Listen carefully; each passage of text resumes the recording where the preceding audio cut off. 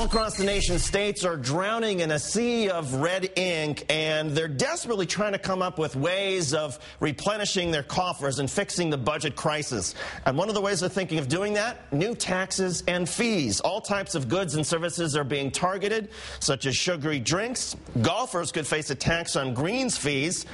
You might even get a tax if you pay somebody to cut your lawn. You could even be taxed for a shoe shine. And even entertainment services involving clowns and jugglers and comedians could be subject to state sales taxes. Michigan Governor Jennifer Granholm is under fire for her plans to tax more goods and services in an effort to close a projected $1.7 billion budget gap. Jennifer Granholm, the criticism that you're taxing things that shouldn't be taxed, how do you respond to it? Well, first of all, Michigan taxes fewer services than 38 other states. But really, David, this is more than just about that. Our economy has been in contraction because we've been a manufacturing economy. And so we're trying to reshape our economy to add a whole new diverse economic base. In order to do that, in order to create a knowledge economy, we have to invest in education. Our education fund is funded largely by the sales tax, and our sales tax is based largely on goods.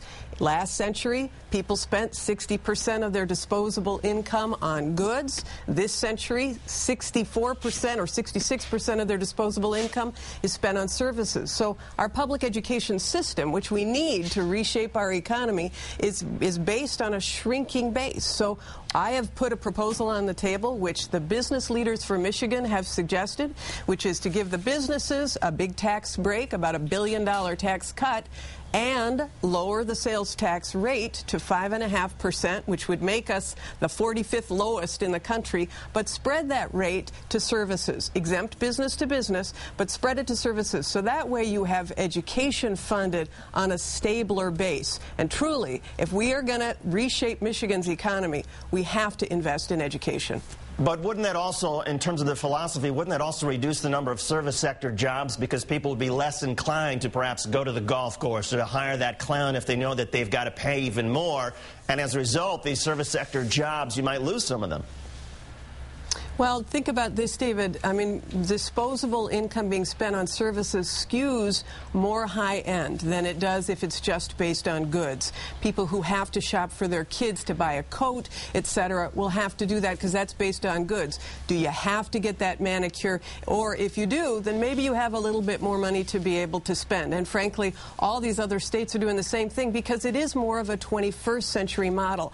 Our tax structure in Michigan was based on an old model and a manufacturing base. Our economy we're building is a new model. We have to shape our tax structure in a way that comports with the new economy. And let me just say this, David, I've cut more out of state government than any governor in the nation since I've been governor, because Michigan's economy has been in contraction. We are 48th in the country in terms of number of state employees per capita. I've resolved over $10 billion worth of budget deficits. I know how to cut, and believe me, we have been cutting, and we've cut public education, but I'm not going to do it anymore if we want to move this state forward.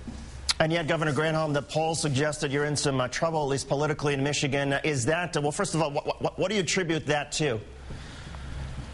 Well, I mean, I'm not running again. I'm term limited. This is my last year in office. But it doesn't matter. This is about doing the right thing for Michigan. And polls have also suggested that if you do a blending of reforms to reduce the size of government, of cuts, which we are doing, and reforms, and of revenues, that people want to protect their public education system. They don't want to see class sizes of 38 at a time when we're trying to get kids to jump over a higher bar. We have a big, hairy, audacious goal in Michigan of doubling the number of college graduates to become a knowledge economy. We have put a college prep curriculum in place for every child in the state.